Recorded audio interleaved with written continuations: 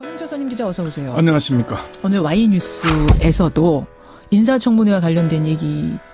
예, 법무부 장관 후보자와 관련된 얘기입니다. 법무부 장관 후보 주제가 뭡니까? 문재인 대통령이 이제 법무부 장관 후보직에 안경환 교수에 이어서 비법조인 출신인 박상기 교수를 후보로 지명을 했죠. 예. 박상기 후보자는 안전 후보자보다 검찰 개혁에 더 적임자라는 평가와 함께 검찰이 늑대를 피하려다 호랑이를 만난 격이다. 이런 얘기까지 나옵니다. 검찰이 늑대 피하려다가 호랑이 만났다. 예. 기본적으로는 지금 늑대보다 호랑이가 더 무서운 거예요? 어쨌건 힘이 더 세니까. 야, 이런 얘기가 지금 검찰에서 나온다. 예. 그러니까 안경환 이제 스스로 포기한 안경환 전 법무장관 후보자하고 박상기 법무장관 후보자하고 성격이나 스타일이나 많이 달라요? 안전 후보자와 박 후보자를 잘 아는 여러 사람들에게 물어보니까 성격과 스타일, 학문 연구에서 큰 차이가 났습니다. 두 분 다 교수인 건 똑같잖아요. 또 법학 교수인데 그렇죠. 안경환 전 후보자는 그를 아는 사람들이 이구동성으로 낭만적인 사람이다. 로맨티스트. 예. 서울대 로스쿨에서 함께 재직했던 교수들도 품이 느르고 개방적이고 부드러운 호인 스타일이다. 품이 넓고 개방적, 부드럽다. 반면에 박상기 후보자에 대해서는 후배이거나 동료 법학자거나 공통으로 하는 말이 깐깐하다 하는 것입니다. 깐깐하다. 예, 잘 웃지도 않고 일 처리도 굉장히 철저하고 꼼꼼한 스타일이다. 그래요? 돌다리도 두드려보고 건너는 전형적인 대학 교수 스타일이다. 이렇게 얘기를 합니다. 전형적인 대학 교수. 법조인 출신의 민주당 중진 의원은 안 교수가 낭만적이라면 박 교수는 칼칼하다. 박 후보자는 면도날 같은 면이 있다. 잘 웃지도 않고 깐깐한 면이 있다. 이렇게 얘기했습니다. 근데 이 성격이나 스타일 때문에 늑대, 호랑이 이렇게 말씀하신 건 아닐 테고. 네. 검찰 개혁에 대한 두 사람의 스타일도 좀 차이가 날 수 있다. 강도도 차이가 날 수 있다. 이 말씀이세요? 그러니까 검찰 개혁에 대한 세기를 두고 이제 늑대다 호랑이다 하는 거죠. 안전 후보자는 검찰 개혁에 대해 내부를 달래면서 가려고 하는 스타일이라면 박상기 후보자는 원칙대로 깐깐하게 밀고 가는 스타일이다 이렇게 얘기를 합니다. 그리고 안 전 후보자는 검찰 개혁에 대한 칼럼은 썼지만 관련 논문은 없었다고 합니다. 그래요. 전공도 형사법이 아니라 영미법이나 헌법이었고요. 예. 반면 박상기 후보자는 전공이 형사법이고 오래전부터 검찰 개혁에 대한 논문을 여러 편 써왔다고 합니다. 검찰 개혁에 대해서도 상당히 구체적인 계획을 갖고 있는 것으로 이렇게 알려지고 있고요. 그렇군요. 법무장관 후보로 지명된 뒤에 일성도 달랐습니다.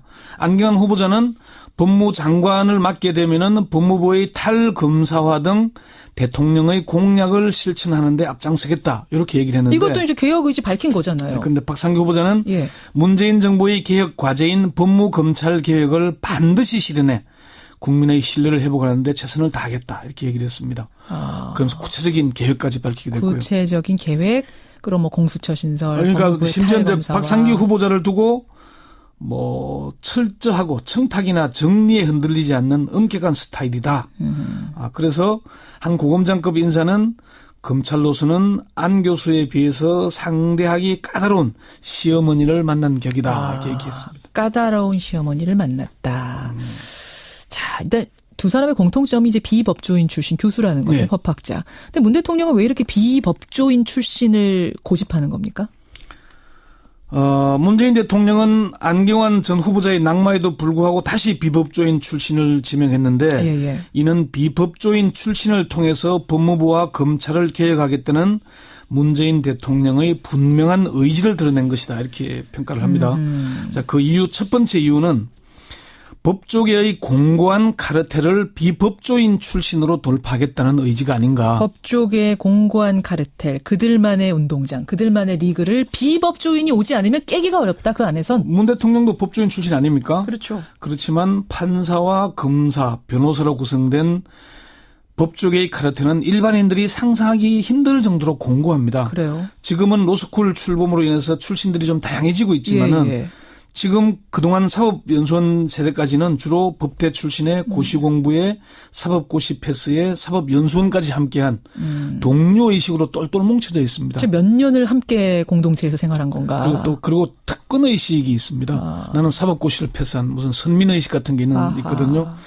검찰개혁이건 사법개혁이건 아니면 구체적인 사건이건 법조 3류는 다른 듯 같고 갈라진 듯 뭉쳐져 있다. 이런 얘기까지 합니다. 갈라진 듯 뭉쳐져 있다. 홍만표 전 검사장, 최재형 전 부장판사의 수임 비리 사건에서 봤듯이 법조 3류는 다른 듯 한 몸과 마찬가지라는 게 법조계 내부에서도 인정하는 얘기들입니다. 예, 한 중견 법조인은 법조인 출신으로 법무부나 검찰 개혁은 사실 요원하다. 예. 진정한 개혁을 하기 위해서라면 검찰을 잘 아는 비법조인이 적격이다 이렇게 얘기할 정도입니다. 법조 3륜이 아까 말씀하신 대로 판사, 검사, 변호사 이렇게 법조 3륜인 거죠? 그렇습니다. 법조계는 로스쿨에 출범하기 전에는 기수 문화가 아주 성행했습니다. 그러니까 처음 만나면 나이를 묻는 게 아니라 사실 몇 회? 뭐 연수원 몇 회? 이런 걸 묻는 그런 거 말씀하시는 거죠. 그런 걸로 이제 족보를 따지고 학교가 어디냐 뭐 지역이 어디냐 이런 걸 따지고 뭐 하는 거죠. 사실 정관 예우라는 것도 법조 3륜이 사실상 한 통속이기 때문에 일어나는 겁니다. 같은 고시원에서 공부했다는 인연으로 사법연수원에서 지도교수와 제자의 인연으로 예. 법원에서는 부장판사와 배석판사 검찰에서는 부장과 소속 부원의 인연으로 맺어진 관계는 상상 이상으로 끈끈하고 두텁습니다. 그렇겠네요. 예, 그렇겠네요. 첫 번째 이유는 그것. 두 번째는 뭡니까? 가장 개혁적이라는 평가를 받았던 비검찰 출신 법무부 장관을 내세우고도 개혁에 실패한 경험이 있기 때문입니다. 가장 개혁적이라고 하는 사람, 그러니까 강금실 변호사 말씀하시는 거예요? 예, 참여정부 첫 법무장관으로 판사 출신인 강금실 변호사. 그 뒤에 참여정부 개혁의 상징, 천신정으로 불렸던 천정배 의원을 내세웠지만은 예. 검찰 개혁에 실패했습니다. 그랬었죠. 문재인 대통령 당시 민정수석과 시민사회 수석 등을 역임하면서 개혁 실패를 직접 몸으로 느꼈다는 겁니다. 아하. 당시 상황을 잘 아는 중견 법학 교수는 문 대통령의 강력한 의지는 강금실 천정배의 사법개혁 실패 때문이라고 보면 된다. 예. 두 사람 모두 개혁적 인물이지만은 법조인 출신이라는 한계 때문에 개혁에 실패한 것으로 보고 있다는 겁니다. 아, 그러니까 아까 첫 번째 이유하고 좀 통하는 게 있는 겁니까? 아무리 개혁적으로 본인이 갖고 있어도 그 안에 그 공동체 안에서 쭉 생활했던 사람이 깨기에는 너무 공고한 카르텔이다. 그렇죠. 그걸 돌파하기 위해서는 이렇게 밖에서 가야 된다. 뭐 같은 뭐 사시 동기도 없고 연수원 동기도 없고 뭐 같이 근무한 이력도 없기 때문에. 예. 세 번째는 검찰 개혁이 단순히 사람 몇 명 바꾸는 식의 충성 경쟁 유도로 흐르지 않도록 하겠다는 의지의 표현이 아닌가 하는 분석입니다. 이건 무슨 말씀이세요? 촛불 시민혁명의 화두는 재벌개혁, 검찰개혁, 언론개혁 아니었습니까? 예. 특히 검찰개혁에 대한 국민적 지지는 압도적이었죠. 그렇죠. 이런 상황에서 검사 출신을 내세워 검찰을 개혁하기는 너무나 어렵다는 걸 잘 알기 때문이라는 거죠. 참여정부 당시에 강금실 장관과 송광수 검찰총장, 중수부 폐지에 대해서 송광수 당시 총장이 내 목을 쳐라 이런 얘기 있었잖아요. 예. 또 검찰을 장악해서 개혁의 바람잡이로 사용하려 하기보다는 그렇게 하려 했다가는 검찰에 휘둘리게 된다는 걸 또 경험으로 잘 안다는 거죠. 검찰을 처음에는 잘 이용하지만은 임기 말이 되면은 검찰에 휘둘릴 수 있다는 그런 걸 또 방지하겠다. 예. 사실 이명박 정부에서도 검사 출신인 김경환 법무부 장관을 내세워서 강력한 인사로 검찰을 장악했고 그 결과물이 검찰의 과잉 충성을 유발시켜서 결국 노무현 전 대통령에 대한 무리한 수사로 이어졌다는 평가가 있거든요. 그래서 지금의 검찰 개혁은 당시의 업보 때문이라는 그런 얘기가 있습니다.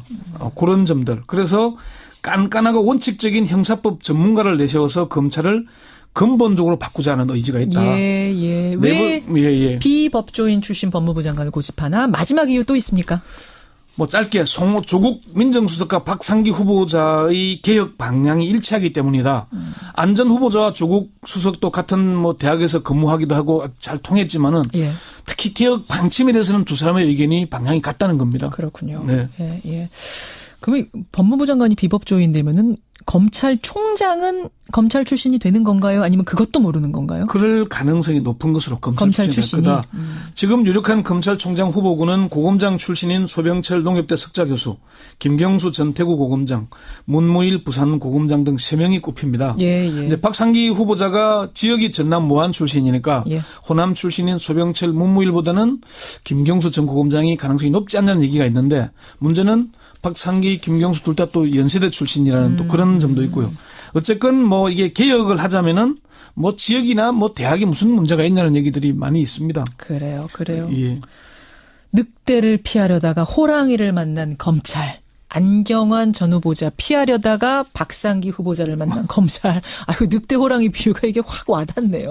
여기까지 권영철 선임 기자 수고하셨습니다. 네. 또 이제 개혁 의지 밝힌 거잖아요. 그런데 박상기 후보자는 예. 문재인 정부의 개혁 과제인 법무검찰 개혁을 반드시 실현해 국민의 신뢰를 회복하는데 최선을 다하겠다 이렇게 얘기를 했습니다. 그러면서 구체적인 계획까지 밝히게 됐고요. 구체적인 계획, 그럼 뭐 공수처 신설, 그러니까 심지어 이제 박상기 후보자를 두고 뭐 철저하고 청탁이나 정리에 흔들리지 않는 엄격한 스타일이다. 그래서 한 고검장급 인사는 검찰로서는 안 교수에 비해서 상대하기 까다로운 시어머니를 만난 격이다 이렇게 얘기했습니다. 까다로운 시어머니를 만났다. 자, 일단 두 사람의 공통점이 이제 비법조인 출신 교수라는 거죠. 네. 법학자. 근데 문 대통령은 왜 이렇게 비법조인 출신을 고집하는 겁니까? 문재인 대통령은 안경환 전 후보자의 낙마에도 불구하고 다시 비법조인 출신을 지명했는데 이는 비법조인 출신을 통해서 법무부와 검찰을 개혁하겠다는 문재인 대통령의 분명한 의지를 드러낸 것이다 이렇게 평가를 합니다. 자, 그 이유 첫 번째 이유는 법조계의 공고한 카르텔을 비법조인 출신으로 돌파하겠다는 의지가 아닌가. 법조계의 공고한 카르텔, 그들만의 운동장, 그들만의 리그를 비법조인이 오지 않으면 깨기가 어렵다. 그 안에선. 문 대통령도 법조인 출신 아닙니까? 그렇죠. 그렇지만 판사와 검사, 변호사로 구성된 법조계의 카르텔은 일반인들이 상상하기 힘들 정도로 공고합니다. 그래요. 지금은 로스쿨 출범으로 인해서 출신들이 좀 다양해지고 있지만은 지금 그동안 사법연수원 세대까지는 주로 법대 출신의 고시공부에 사법고시 패스에 사법연수원까지 함께한 동료의식으로 똘똘 뭉쳐져 있습니다. 몇 년을 함께 공동체에서 생활한 건가? 그리고 특권의식이 있습니다. 나는 사법고시를 패스한 무슨 선민의식 같은 게 있거든요. 검찰개혁이건 사법개혁이건 아니면 구체적인 사건이건 법조 3류는 다른 듯 같고 갈라지는. 권영철 선임 기자 어서 오세요. 안녕하십니까. 오늘 Y뉴스에서도 인사청문회와 관련된 얘기예요? 네, 법무부 장관 후보자와 관련된 얘기입니다. 법무부 장관 후보. 주제가 뭡니까? 문재인 대통령이 이제 법무부 장관 후보직에 안경환 교수에 이어서 비법조인 출신인 박상기 교수를 후보로 지명을 했죠. 예.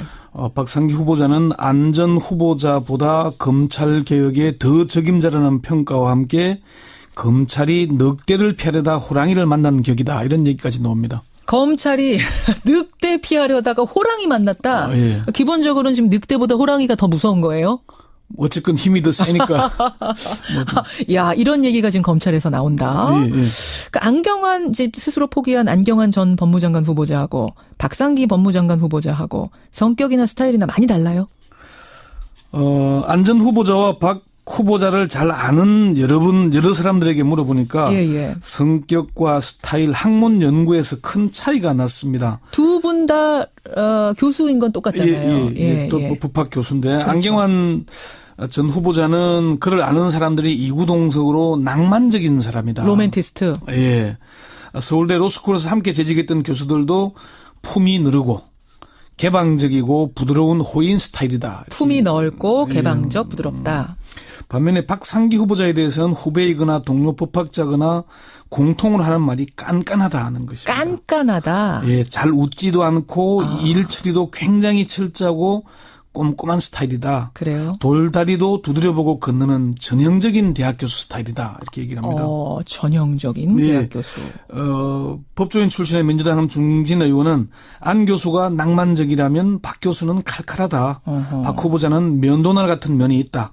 잘 웃지도 않고 깐깐한 면이 있다. 이렇게 얘기했습니다. 근데 이 성격이나 스타일 때문에 늑대, 호랑이 이렇게 말씀하신 건 아닐 테고 검찰 개혁에 대한 두 사람의 스타일도 좀 차이가 날 수 있다. 강도도 차이가 날 수 있다. 이 말씀이세요? 그러니까 검찰 개혁에 대한 세기를 두고 이제 늑대다 호랑이다 하는 거죠. 안 전 후보자는 검찰 개혁에 대해 내부를 달래면서 가려고 하는 스타일이라면 박상기 후보자는 원칙대로 깐깐하게 밀고 가는 스타일이다 이렇게 얘기를 합니다. 그리고 안 전 후보자는 검찰 개혁에 대한 칼럼은 썼지만 관련 논문은 없었다고 합니다. 그래요. 전공도 형사법이 아니라 영미법이나 헌법이었고요. 반면 박상기 후보자는 전공이 형사법이고 오래전부터 검찰 개혁에 대한 논문을 여러 편 써왔다고 합니다. 검찰 개혁에 대해서도 상당히 구체적인 계획을 갖고 있는 것으로 이렇게 알려지고 있고요. 그렇군요. 법무장관 후보로 지명된 뒤에 일성도 달랐습니다. 안경환 후보자는 법무장관을 맡게 되면은 법무부의 탈검사화 등 대통령의 공약을 실천하는 데 앞장서겠다 이렇게 얘기를 했는데